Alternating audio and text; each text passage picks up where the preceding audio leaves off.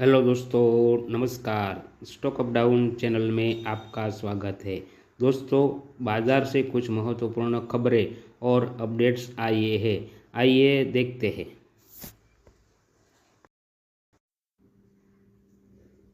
KRBL limited Sabarmati चावल के प्रमुख उत्पादक और इंडिया गेट ब्रांड के मालिक KRBL लिमिटेड ने बुधवार 1 अक्टूबर को कहा कि PSCL लिमिटेड के मामले में न्यायमूर्ति सेवानिवृत्त RM लोढ़ा समिति द्वारा आयोजित ई नीलामी में सफल बोलीदाता घोषित हुआ है।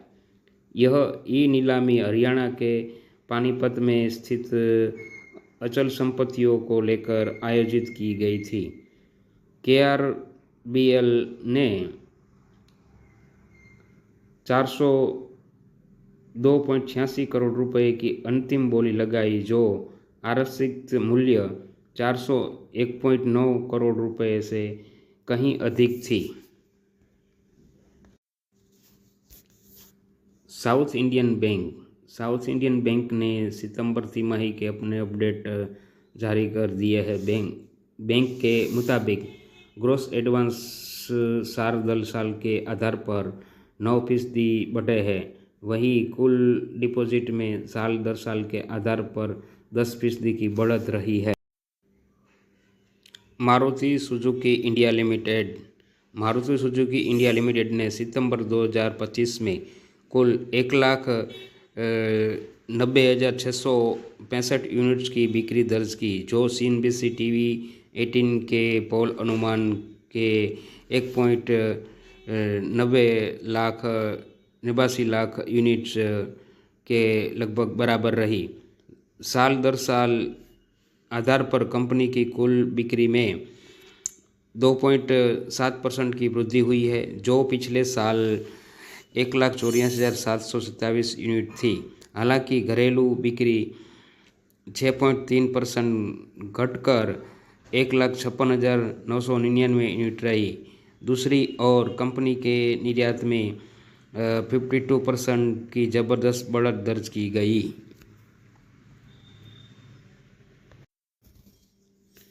टीवीएस मोटर कंपनी ने बुधवार को अपनी अब तक की सबसे बड़ी तिमाही बिक्री दर्ज की।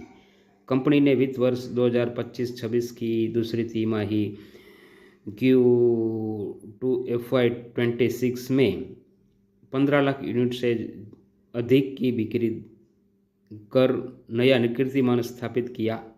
कंपनी की कुल बिक्री 15.7 लाख यूनिट रही, जो पिछले साल की समान अवधि के 12.28 लाख यूनिट की तुलना में 22% अधिक है।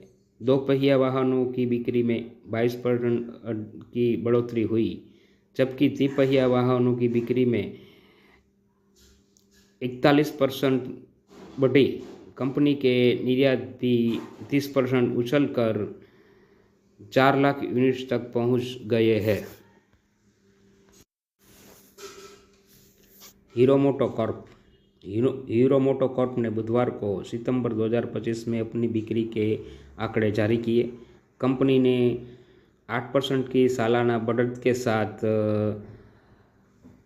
6,87,220 यूनिट की बिक्री की, जो CNBC TV 18 के अनुमान 6.5 लाख यूनिट से अधिक ज़्यादा है। घरेलू बाजार में बिक्री 5% बढ़कर 6,47,582 यूनिट रही। वहीं कंपनी के निर्यात लगभग दोगुने होकर 39,638 यूनिट तक पहुंच गए, जो पिछले साल 20,344 यूनिट थे। हीरो ने कहा कि यह उसका अब तक का सबसे बड़ा Q2 गोल्डन डिस्पैच रहा है, जिसमें कुल 1,11,584 यूनिट की आपूर्ति की गई है।